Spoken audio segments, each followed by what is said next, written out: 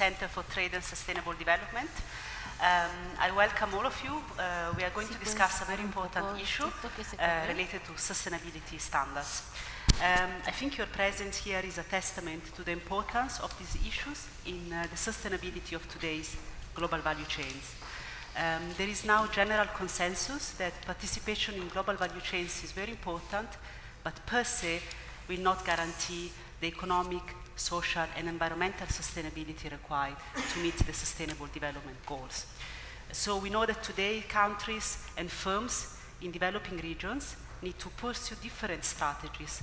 First of all, related to economic upgrading, firms need to move into better products, more complex tasks, and improve productivity and competitiveness in global markets. This is very important. It's a necessary but not sufficient condition to ensure the social and environmental sustainability of development. This is why sustainability standards play a very important role, because they provide the framework, the knowledge, the mechanism to ensure that producers and consumers can improve the social and environmental conditions of participation in global value chains. The sustainability standard speaks directly, obviously, to SDG 12, which relates to consumer and producer patterns of consumption and production. But sustainability standards can also promote other SDGs, because sometimes they require producers and firms to improve their processes, their workforce, the skills in the workforce, and other conditions that actually can relate to SDGs such as inclusive industrialization, education, health, gender, equality. So in these sessions we want to explore particularly the role of new partnerships and the digital economy in promoting the success of sustainability standards in global value chains. And to do that, we have a very excellent and diverse panel. Let me introduce you quickly the panel, although you have the full bios on the website. We have Alicia Frohmann. Thank you for joining us. She's senior advisor at CEPAL and has many years of. And I'm excited to share it with all of you who've been working on related issues.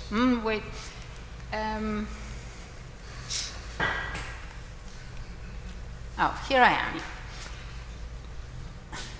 So I'm going to present to you, well, what has been a project of ECLAX now for several years, and which we've been really very excited about.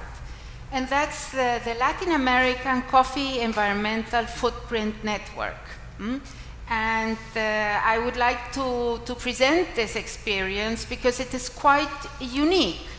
I mean, who has participated in this network? Representatives of government agencies and private sector institutions from 10 coffee exporting countries. Here, well, at the bottom you have the names of the countries. It's Colombia, Costa Rica, Ecuador, El Salvador, Guatemala, Honduras, Nicaragua, Panama, and Peru. And I've just talked to my colleague from Brazil, because we have a big one, a big coffee producer and exporter still missing in our network. And so, well, this is a great place for networking, and I hope she will join us next year. Well, anyhow, this network was created in 2014, initially in response to the European Union Product Environmental Footprint, the PEF, pilot program. Why? Actually, we worked with different sectors in Latin America in a previous carbon footprint project, and we tried to encourage our stakeholders to participate in the PEF process in the European Union. Why? Because we thought, we really considered that it was important for stakeholders from developing countries to participate in the European standard setting process. Not just, adopt the standards others make, far away on the international markets, but participate in this standard setting process. So actually, well, there was an open invitation by DG Environment, and at that moment, Colombia, the Federación Nacional de Cafeteros de Colombia, presented their interest to include coffee in this pilot project. And we then sort of facilitated the creation of this coffee network, of this with public and private sector stakeholders, to be able to participate in this process. And basically, who would participate? This wasn't really created with an official representation by anybody, but we had representatives from trade promotion organizations, from ministries of trade, of agriculture, of the environment, from the different countries, and the coffee institutes in Latin America. The coffee sector in many parts of our region is really quite organized in these coffee institutes. That's not true everywhere, but so there are interesting stakeholders to work with, who in turn work with, tens of thousands, in the case of the Colombians, hundreds of thousands of small coffee producers. So this was quite a unique experience, and actually we had really positive feedback from the DG Environment people at the European Commission. We try to, in the network, to articulate positions among the different stakeholders, to participate in public consultation.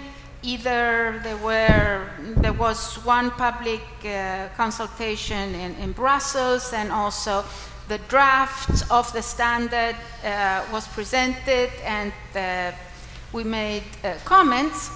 And all in all, the big challenge for the producers is to be able to include in the standard setting grown altitude coffee with natural irrigation. So really, in many cases, their sustainability levels are quite good. So, well, here you have an image of the coffee supply chain as had been defined in the European Union process, and the coffee production and supply is only the initial stage of the whole supply chain. However, according to sort of general studies, over 1/3 of the environmental footprint of coffee, of the coffee beverage, the final beverage, was attributed to coffee cultivation and production. And without there being really data to back that up.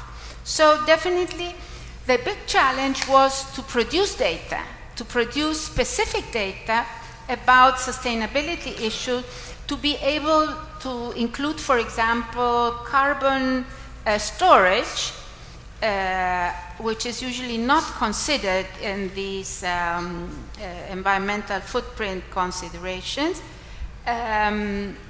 We really wanted this to be an incentive for sustainable practices, because usually really coffee by the big industry in Europe also is bought by price, not because of sustainability issues. And really try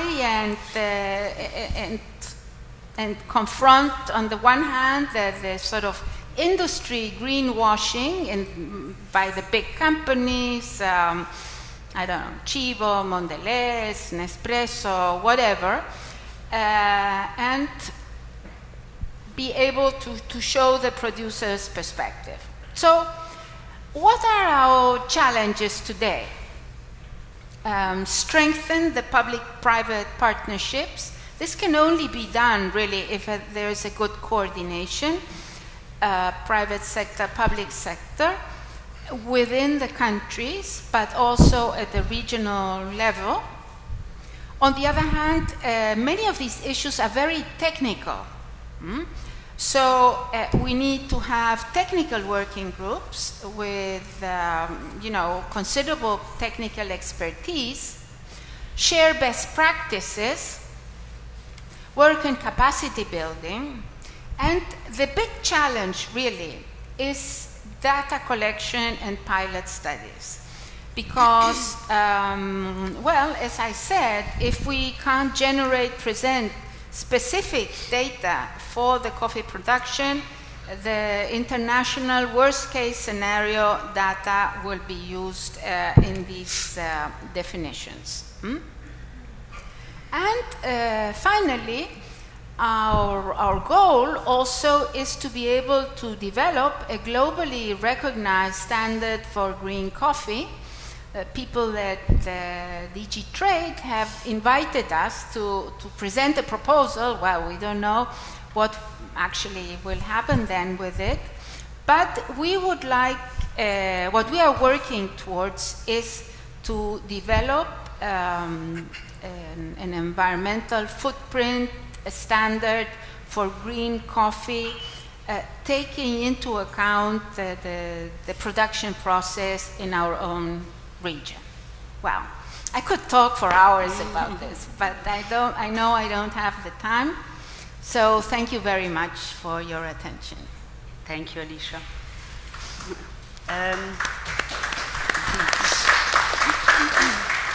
Ulrich, the German cooperation has significant experience in working on sustainability, sustainable production, sustainable consumption, and partnership with developing regions. Can you tell us a bit more about the type of partnerships you have developed with Latin America, for example, to ensure progress on the sustainability standards, and also what do you think, what do you see in terms of the opportunities for new technologies and new partnership models, such as the ones that Alicia has suggested? Thank you. Okay. Yeah, thank you, Judith, for the invitation. Thank you to ICTSD for organizing this event. Maybe before I started, let me just say a few words about GIZ. For those of you who are not familiar with the organization I'm working for, GIZ is from Germany. We are offering services for political, social and economic change processes. We are working in more than 120 countries, and the wealth of our services is based on technical and regional expertise and tried and tested management know-how. So, for German Development Corporation and GIZ in particular, the work on sustainable consumption, production, and trade patterns is crucial, and we are firm believers that social or sustainable standards are key for development. We are working in many initiatives where sustainability standards play a key role, and we think that this is a path towards more sustainable trade also. Sustainability standards inform consumers about how the products and services are produced. They can also encourage producers to adopt more sustainable procedures, since they can also increase their own competitiveness, and the ability to apply with these sustainability standards. This can really leverage market access, because consumers today are interested in making informed choices, and consumers' awareness and increased demand for sustainably produced products and services is no longer a phenomenon in several countries or sectors, but it's rather a global trend, and this is also captured in the Sustainable Development Goals, especially in the SDG 12, as you already said.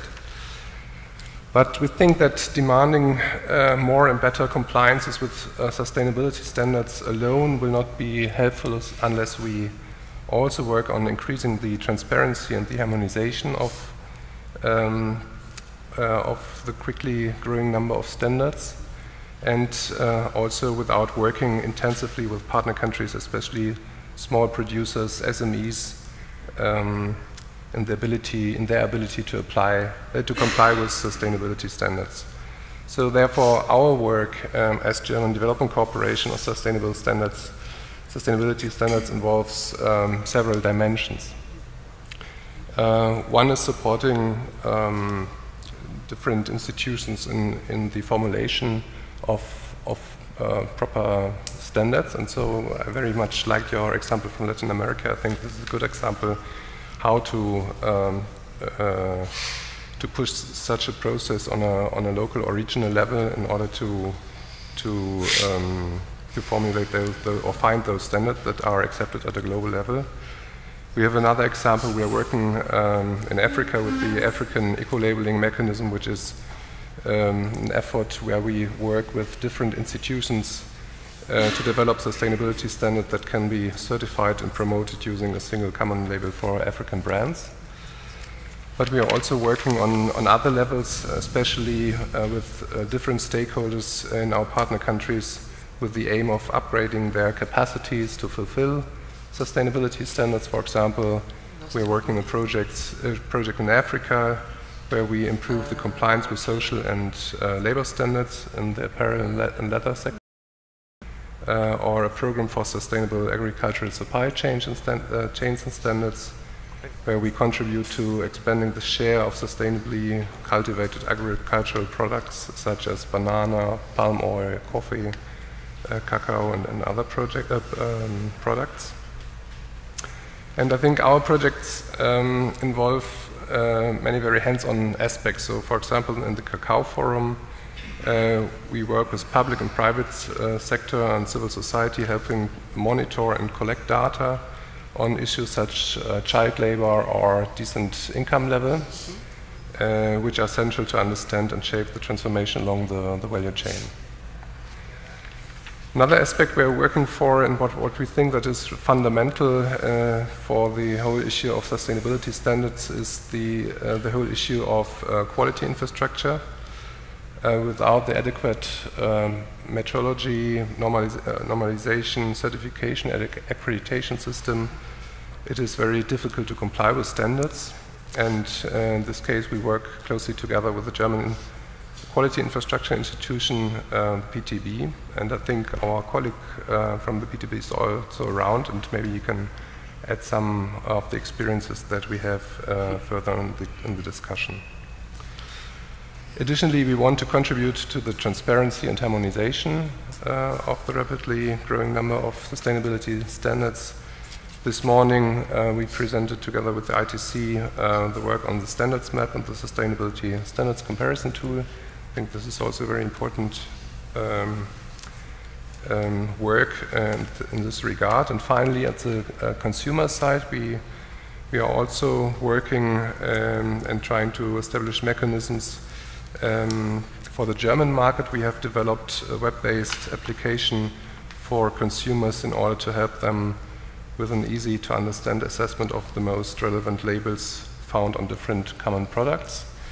And there's a similar application, also web-based, for the public sector in order to include sustainability standards in public procurement mechanisms or procedures. So you see, there's a whole range of intervention that we are doing with regard to sustainability standards. Judith, you asked me with regard to the partnerships and our experiences. I mean, we largely work with partnerships with partners from the private sector and the civil society, the public sector, I think the expertise of the private sector in supply chain management paired with the growing demands of the public sector, civil society, and even firms, shareholders, have opened many possibilities of cooperation within the development cooperation with the different actors, and we believe that this is a way that we have to go further onwards. Just to give you an example, we are doing a project for the German Ministry for Development Cooperation. They have launched the textile partnership in response to the tragic accidents in Bangladesh, in Rama Plaza, and they established this multi-stakeholder initiative in 2014 with about 150 representatives from business, from unions, NGOs, standard organizations, and they aim to achieve social, ecological, and economic improvements alongside the whole supply chain. And it's based on jointly defined goals. All members commit to binding and verifiable targets that become gradually more ambitious. The role of digitalization. I mean, we all know that digital solutions will change the way we work on standards. There are already traceability systems in place for many products. Drones can monitor the deforestation associated to the production of certain commodities. So all this is very promising, and it underscores the necessity to upgrade digital capacities of all stakeholders involved. But on the other hand, we know that digitalization is also rapidly changing the way we work, and that may also have an impact on the working conditions and the global division of labor, and how standards really can make that this trend is more sustainable. I think this is something that we are just starting to explore, and so I'm also very curious to hear from the other panelists their experiences with regard to the digital economy. Nevertheless, we think that the whole issue of digitalization is important, and to be prepared to use the opportunities and to address the risks of digital change needs investment in infrastructure, in the development of digital skills, and also in institutional and regulatory support. Thank you. Thank you. Marjorie, can we ask you about Fessehaie digital coffee farm? It seems a very interesting example of how to use the digital economy to actually increase access and the compliance to sustainability standards. Well, first of all, I would like to thank you for being here. I'd like to give a little bit different approach, because we are the Exporters Council, and we work a lot with rural producers, mostly smallholder farmers. And since Brazil is very extensive, we have a big country. We have the problem, the challenge of making smallholder producers digital, because they don't have access. So thinking about it, we know that sustainability that it has different definitions. It depends on their lives, on their business, but we know that it's not temporary issue. So we decided to approach with the rural farmers. The idea was in 2006 was to give classes of digital inclusion to these smallholder farmers. It was very basic, just how to use the computer, how to use internet, how to make research. Everything was very new to them. They didn't know, some of them didn't have a computer before. So after 9 years, we saw the need to improve this program, and the only way we saw it possible, it was through partnerships. So there is an NGO called Global Coffee Platform. They are a multi-stakeholder initiative, a platform. They aim to make coffee the first 100% sustainable rural commodity.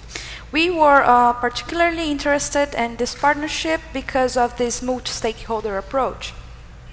And once they became part of the program in 2015, we include classes of good agricultural practices. So not only they were able to use the computer, they were also able to learn new and cheap techniques to produce in a more sustainable way.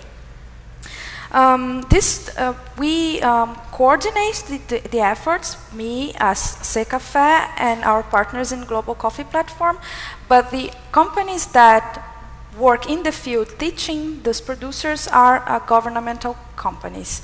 Our agricultural techniques, the technicians, they teach, they make the classes, we pay them for each class, and they have the opportunity to teach more producers at a time instead of going just once in the farm and then coming back, losing, they lose time logistically. So this partnership is working for us pretty well. We've been able to achieve 5,000 producers around the 4 main states, which are Minas Gerais, Espírito Santo, Rondônia, and São Paulo. We have all this data collected by a system we created. So in order to participate to the program, the producers need to make the subscription and in our system. And we have data about education, gender, and how big is their farms. And another factor that we have here is that 71% are males. We know that women, they do a lot of work in the farm, especially in the administrative whole role, but the men are still regarded as the leader of the farm. So we want to change that. This is a gender gap. And this was possible to notice because of the data. If we didn't have how to manage, we didn't know this. Well, so this is just what we consider to be a case of success, but we also have other programs. We have digital inclusion for children, which are usually they are daughters and sons of rural producers, coffee rural producers. We have also another project that started this year regarding labor practices in coffee lands. It's together with an American NGO called Catholic Relief Services and Impacto Institute, which is the leading organization to eradicate slavery work in Brazil. And when it comes to labor, we have this challenge because it's something that everyone wants to avoid. We know there is a problem, so we need to do something to eradicate it. And one of which we are in the primary phase right now is raise awareness, get together with companies in order to talk about this issue. But the second step is to monitor the field practices. So in this scenario, the digital economy is going to make all of the difference, because once we get the data, we are able to approach the issue to see what are our main problems. And we are very excited about this project, which is called Brazilian Coffee Table. I guess in very succinct way, this is our program, this is our experience. We could talk about all the other products or programs we have here, but I think if you like to know more about it, feel free to contact me or our organization. Thank you very much. Maria Amparo, you work in a very different sector. You are working currently with the palm oil sector, so very different dynamics in terms of who is producing and the dynamics within global value chains, the consumer market. Can you tell us a bit more about your experience with partnerships in the palm oil sustainability standards? Thank you. Thank you all, and thank you for having me here. I want to share with you first a little bit of the background of the palm oil sector in Latin America, since this is probably the most recent of all the big sectors we're discussing here. this sector has been growing in Latin America for the last 10 years very steadily at the rate of 7 to 10 annually. So it's actually becoming a very important sector for several countries. Some Andean countries like Colombia, Ecuador, Peru, Central America, Honduras, Guatemala, and of course Brazil is a big producer as well. So we are actually paying attention at what's going on with the sector, since this is a very popular, they're very diverse, and inviting civil society and creating a platform. It's called National Council for Sustainable Palm Oil Production, and it's based actually in several principles that relate to the principles that RSPO is proposing, and of course aligned with the legislation in place in Ecuador. But the interesting thing that relates to the digital economy and the digitalization of information is that to certify the palm oil sector, you need to perform at least 4 studies that are very important. The land use change analysis, the high conservation value, the carbon stock analysis, and to conduct prior informed consent consultations and procedures.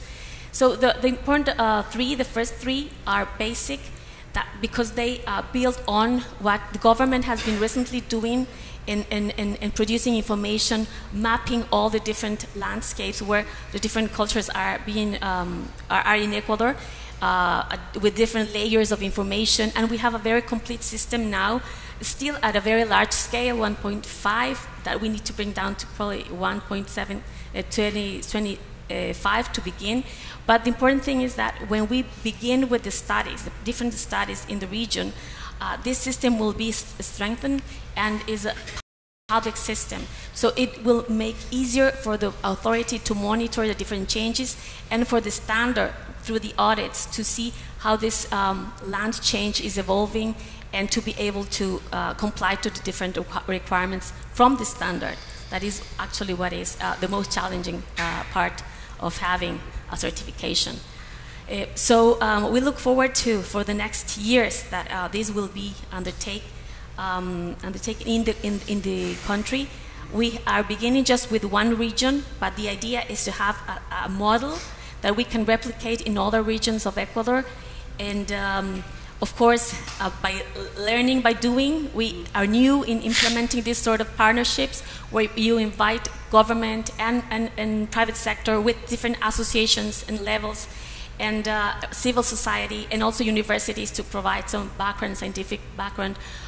So it's going to be an experience that we think it's going to help the different institutions and to create a culture of collaboration, because we are completely aware that if with no partnership, standards, sustainability standards will not be possible. There is the need, especially in this regard, to have everybody on the table. And lately, the Ecuadorian government negotiated two grants, one with the Climate Change Fund and another from Jeff Fund, to foster this initiative in the Amazon basin. In fisheries in Ecuador, wine sector in Chile, and somehow to try and transfer and share this experience. But whatever happens with this sort of the specific industry groups which joined for the technical secretariat, this process will continue. So we can talk about it later if you want. Thank you. Yes, another question, I understand.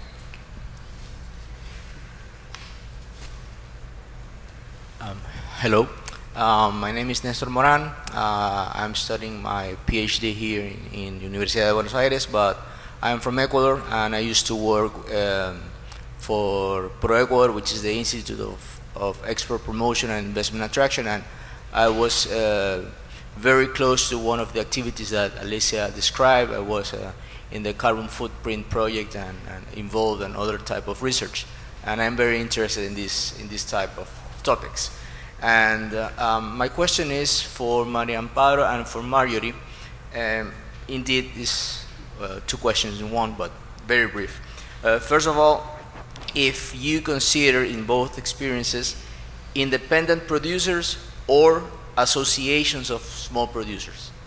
Why this question? Because I think that it's not only an Ecuadorian issue, but in whole Latin America, the thing of political interest and conflicts that might arrive when you contact this type of associations.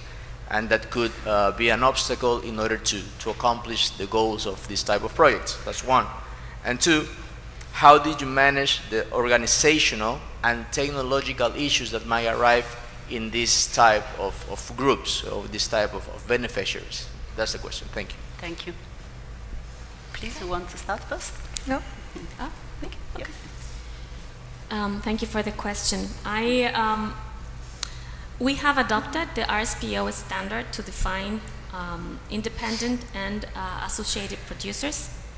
RSPO has a very stringent standard that states that if a company is buying all the time to a certain producer, that producer becomes associated to the operation, even if we don't have a contractual relation. So this is a very tricky question, and actually there are many consultations going on to RSPO at this very moment on that. But this is the standard that the RSPO is proposing.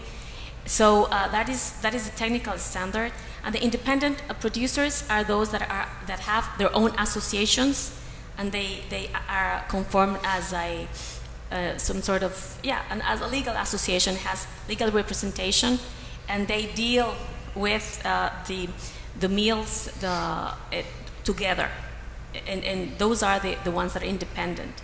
But most of the producers do not have associations and sell alone to different meals or plant meals, depending on the price. Sometimes they have very bad war prices so they like to maintain independence to be able to sell at a better price, depending who is needing more and where. So that of course is not helpful for the standard, since the capacity building process and the transference of all the technology and knowledge for the best practices in the sector I usually demand to have some sort of representation to be able to monitor the process of the implementing all the standards that are required. So that is what has been happening lately. This 9-year program contemplates the possibility of helping all the small producers become legal associations and work together. So this is also will help them organize themselves. And on the technological side, this is very important and will require cooperation. The government is actually putting money to that through different programs that I mentioned, just 2 of them that are already in place, that for the Amazon basin exclusively, which is from some funds from Climate Change Green Fund and from a Jeff project on sustainable landscapes and high conservation value. So that will require some cooperation between the public and the private sector among this network that was created by law already. There is an instrument, legal instrument, a resolution that created this council, and that will channelize all the help for the small producers in this particular region where this program is starting to be implemented. All will be in a few months. Thank you. Well, it's the scenario is quite similar because we have farmers association from farmers. They gather and they choose a leader among them in order to be an association. This doesn't mean necessarily that they belong to a company or a cooperative. They just organize themselves in order to defend their interests in determined region. So since we work together with the public sector, there's a system in Brazil that is called Rural Extension, and they provide consultancy to the farmers. Once they get the farm into association, they are able to provide a collective consultancy. Instead of one-to-one, they make something bigger. And this improved because of the time. They don't have to travel to each farm. They don't lose time. They don't waste so much gas and driving. So we opted out to give a special attention to this kind of associations, and we also engage with these technicians to so they can make this idea to the farmers so they can organize themselves, because there are somehow 3 steps of the way. They are we have a region where the farmer is alone, and the other where he knows his peers and they talk to each other, and the third one is when they are organized into association. This is the how we want them to be. So when they are into this kind of associations, we can them get the private sector. Sometimes they they provide the computers, a digital lab inside this association, in the main building. So the classes happen inside these rooms. But we try not to exclude the other farms. So we engage with the technicians to the individuals and invite them to see how it works, so they can get familiar with the idea to be in an association. To us, it's better if they are together, if they are organized. And there is also what Maria said about they trying to be individual, to act as individuals so they can negotiate better. But when they are into association that doesn't belong to a company or to a cooperative, they're also able to do that. They're able to check about the quality of the coffee. They are not, how can I say, when the trader, usually they go to the farm and they say, there was this, unfortunately, this was a reality a few years ago. The trade goes to the farm and say, oh, your coffee, the value of your coffee is that much. But of course, he's the one that is going to buy it.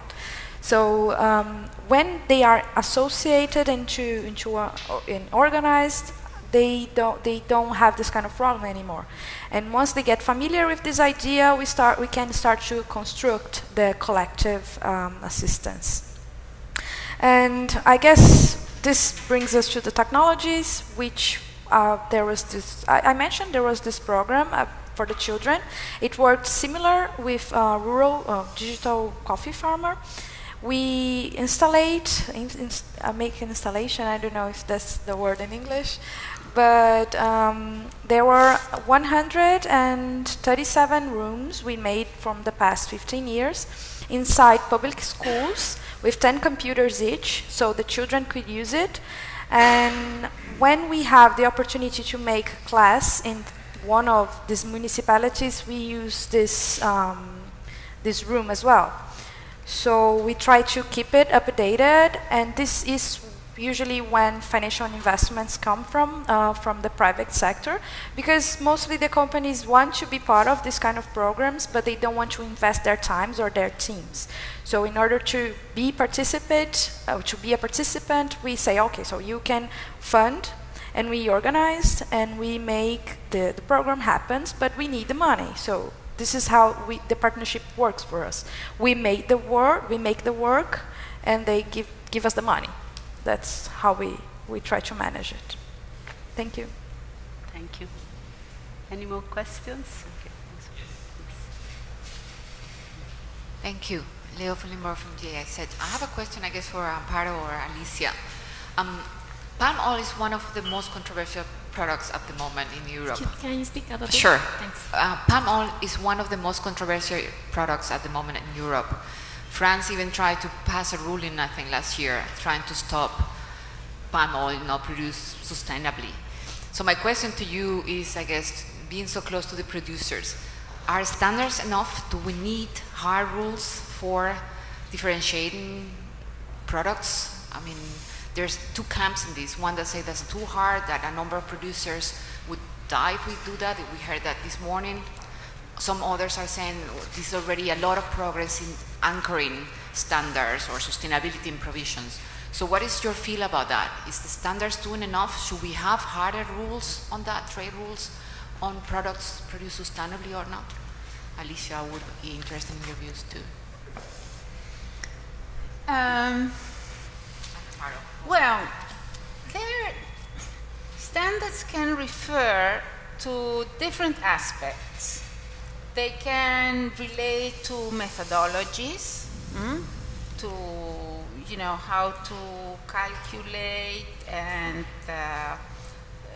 know more about your own or your provider's production process. Standards can mean, well, a certification. Standards can mean how do you communicate standards. So when we talk about standards, we are really talking about a lot of different dimensions. Now, I think many producers who are interested in developing their own standards, I'm not thinking so much now about consumer demanded standards, but about the producers, are interested, in fact, in competitiveness and hopefully differentiating their product. Yesterday we had a very interesting presentation from Costa Rica. They have developed a standard of their own and the label, and been really successful. Now, one of the problems is that, at least in the coffee sectors, many producers have experienced that they don't get a sustainability premium, because the industry, the toasters, the big industry, the big companies, basically buy by price. It's usually sort of the specialty coffees, or or in some cases some really premium products, where the country of origin and the company or whatever is identified. The last study I saw a couple of years ago showed that less than 50% of the sustainable coffee, that is a coffee where sustainability has been verified or certified, is actually sold as sustainable coffee. Because the big industry, the bulk of the coffee trade follows a different logic, follows price, eventually a price-quality relationship. So I think there is an entire dimension about, big buyers, not just consumers, the big industry.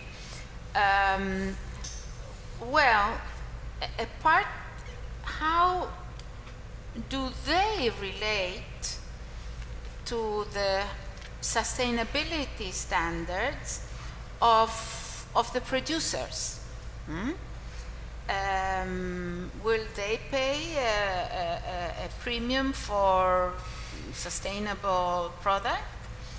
And very often, especially in the big bulk trade, they don't. So the incentive for sustainable production, isn't that big. In Latin America, actually, much of the sustainable coffee in the world is actually produced in Latin America, but only a relatively small percentage of that sustainably sustainably produced, and that is not just that the producer says so, but that it's verified and certified, is sold as a sustainable product. So yes, competitiveness and, you know, and sustainability is good for business, is a consideration, but on the other hand, there's also frustration about the purchasing sort of strategies of the big industries. Mm-hmm. Thank you. Thank you. Sure. Mm-hmm. I want to respond to your question. In the case of Ecuador, we have adopted the RSPO standard as for the program, not because it's the only one, but it's the one we can work with now, since the companies are already certifying with RSPO standard, and I think we think it's a good starting point, even if later we are already talking about RSPO Plus or a different standard proposed in EU by many sectors that are complaining about the RSPO being too less stringent than they need.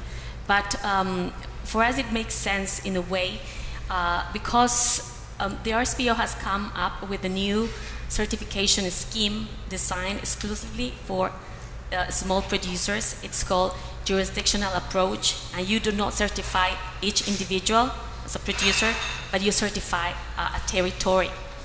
And you segment and certify a territory, and that's what we are interested in, since 87% of our production comes from small holders, small producers, and only 13% is in hands of companies that they can certify themselves and work on achieving the conditions to implement the standard. So we think that is something we need to work out, and as I said before, as a model to work with the small holders, the small producers, because they are the ones that are actually will have problems certifying, not the companies. And the other thing that I didn't mention is that the domestic market is already stringent. It's become very stringent and is demanding certified palm oil, since they have standards. They're multinationals, they have very high standards internationally, and they have mandatory policies to buy certified for the next years. So we don't have the incentive as we thought before 4 years ago when we started working on this, that we will have a surplus in the price, we will have a premium price. We don't have a premium price, it's an entry condition. It's and for EU especially, and it will be more stringent as the years go by.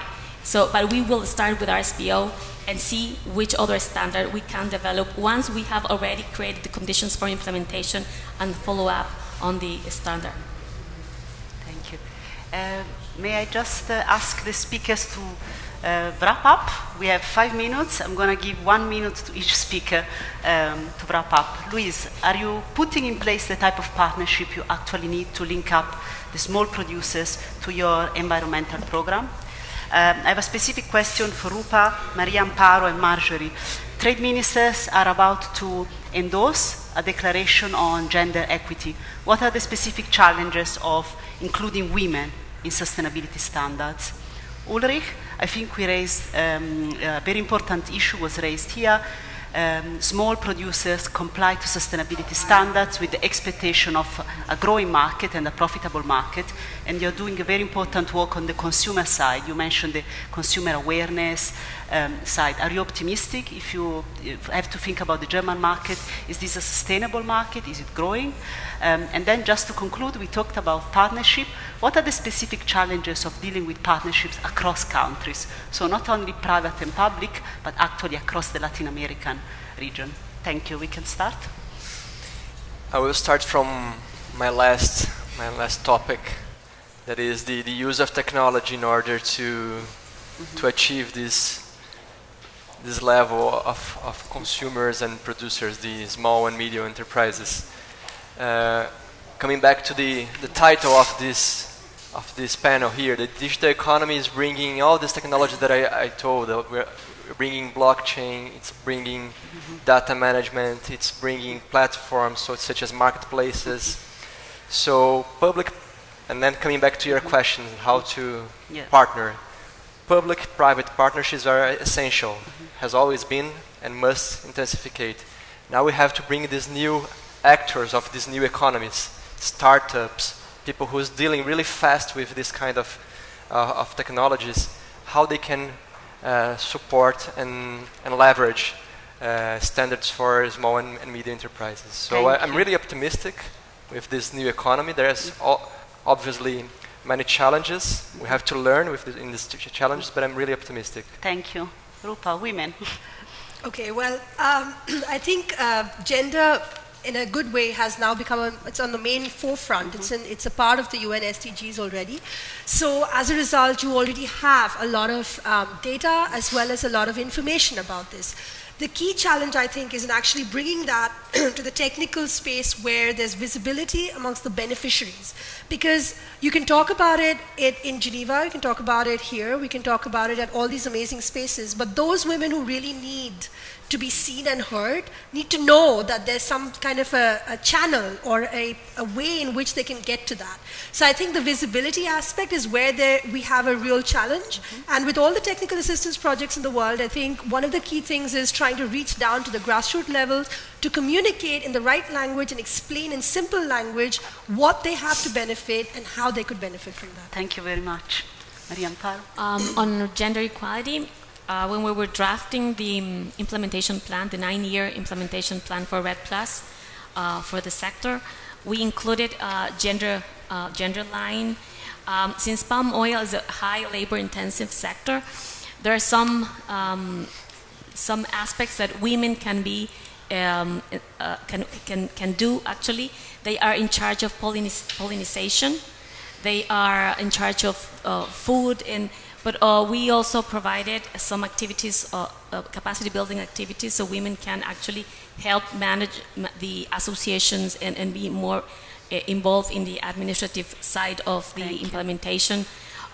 Since this is labor intensive and the harvesting is very hard and complicated, women do not take part in harvesting, but they do have this role specifically for for pollination. Activities, and that's something we have tried to underline during the activity. Well, gladly in Brazil, we know when we're talking about practical stuff, we know that women are very engaged in the farm and in the administration. We are talking mostly about agriculture, familiar agriculture, or we are not talking about them working on the fields as employee. We are talking about them as an employer, most of the times. And I think the main issue we have here is that women are not seen. The men are doing, they are usually on the field, thinking about technical stuff, and the administration is it's their job. But they are not being seen. I think this is the main problem, because they're not getting the credit for their work. And we're starting to have in Brazil a movement along with the IWCA, which is the Women's Association for Coffee, and we are doing a very great job for women producers, so they can sell their coffee instead of the man going, they go, and we are doing this kind of incentive. Thank you. That's it. Thank you. Ulrich? Yeah, well, I think this afternoon we have learned a lot about new opportunities for sustainability standards through digital economy and innovative partnerships. I just want to recall what Rupa said with regard to this revolution, with regard to the power which is given to the consumer through new technologies. I think this is really a sort of revolution that gives a lot of opportunities. On the other hand, I think we have to work to foster this development and investment in digital skills and infrastructure, really to take advantage of these opportunities. Thank you very much. Last words? Yes. Well, our experience with regional cooperation has been really positive. because people from these 10 different countries have been willing to share data, to do joint capacity building efforts, to share best practices, and I mean, because they feel they need one another. Yes. And in fact, especially for the small countries, I don't know, Guatemala, El Salvador,